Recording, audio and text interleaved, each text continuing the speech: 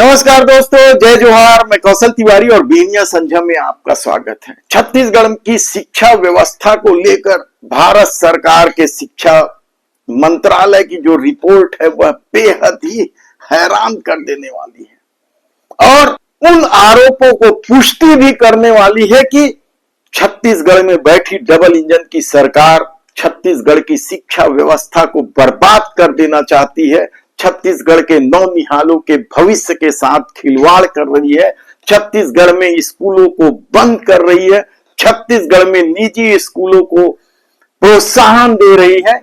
ऐसे कई आरोपों की यह रिपोर्ट एक ढंग से पुष्टि करती है, कहा जाए तो गलत नहीं होगा, क्योंकि केंद्रीय शिक्षा मंत्रालय की ओर से जो देश भर के 28 राज्य और 8 केंद्र शासित प्रदेश को लेकर जो सर्वे किया गया, सर्वेक्षण किया गया, जांच की गई, उसमें छत्तीसगढ़ की स्थिति 28 राज्यों से भी बाहर 34वें नंबर पर है, यानी नीचे से तीसरे चौथे नंबर पर। आप समझिए, 28 राज्य, 8 केंद्र शासित प्रदेश, यानी कुल 36 राज्य, और इन 36 राज्यों में से छत्तीसगढ़ की स्थिति 34वें नंबर पर है। और अब तो इस बात का भी दावा किया जा रहा है कि यदि भूपेश बघेल के सरकार के दौरान आत्मानंद स्कूल नहीं खुले होते या आत्मानंद स्कूल अब नहीं हुए होते तो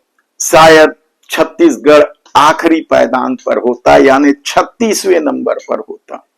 सोचिए आप, ये किसी और की रिपोर्ट नहीं है, मोदी सरकार के केंद्रीय शिक्षा मंत्रालय की रिपोर्ट है।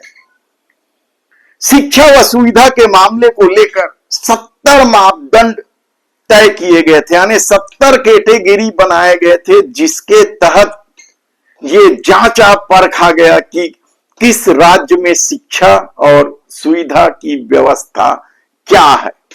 और इस जांच में यदि छत्तीसगढ़ की स्थिति 34वें नंबर पर है तो आप समझ सकते हैं कि छत्तीसगढ़ सरकार की क्या भूमिका है।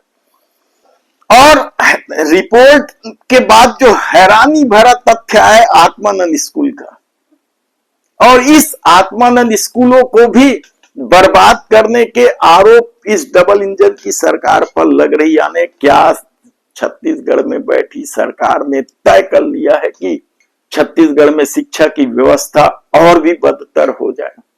और हैरानी की बात तो यह है कि इस शिक्षा विभाग का मंत्रालय मुख्यमंत्री विष्णुदेव साय के पास है, और इसकी जगह जगह गूंज भी सुनाई देती है कि किस तरीके से बदहाली की कगार पर है।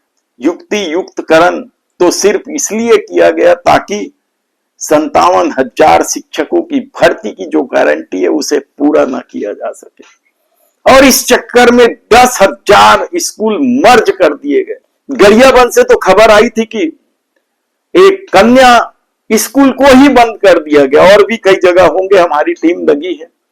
और जो रिपोर्ट आ रही है कि जहां जहां स्कूल मर्ज हुए हैं वहां के कई बच्चे अब स्कूल जाना ही बंद कर दिए, पढ़ाई भी बंद कर दी। ये एक अलग कहानी। स्कूलों में शिक्षकों की कमी को लेकर छात्र छात्राएं कई जगह आंदोलन कर रहे हैं, तालाबंदी तक की नौबत आ रही है। तो जिन्हें पढ़ाना है उन्हें अपनी गोद में सरकार बैठाई है, यानी प्रतिनियुक्ति पर। कई लोग शिक्षा अधिकारी कार्यालय में, तो कई मंत्रालय में पदस्थ हैं, तो कई मंत्रियों के बंगले में पदस्थ हैं, यानी पूरा इंतजाम है शिक्षा के क्षेत्र को बर्बाद कर देने का। ये आरोप लगातार कांग्रेस लगाते रही है, और जो रिपोर्ट अब सामने आई है, यानी मोदी सरकार के केंद्रीय शिक्षा मंत्रालय की जो ये रिपोर्ट है वह शर्मसार कर देने वाली है। लेकिन राजनीति में अब शर्म बची कहां है? लेकिन राजनीति में अब किसी से शर्म की उम्मीद नहीं कर सकते, नैतिकता की उम्मीद नहीं कर सकते, और अपनी पीठ थपथपाने की कोशिश हर वक्त होती है। नाटक नौटंकी भी मंत्रियों का भरपूर चल रहा है। हमने कितनी घटनाएं बताएं कि मंत्री अपना काम छोड़कर किस तरीके से नाटक नौटंकी करते रहते हैं, उसकी अपनी कहानी। ओपी चौधरी को लेकर युवाओं में जो आक्रोश है उसकी अपनी कहानी है। तो विजय शर्मा और अरुण साव, ये दोनों उप मुख्यमंत्री हैं, इनके विभागों की अपनी कहानी है।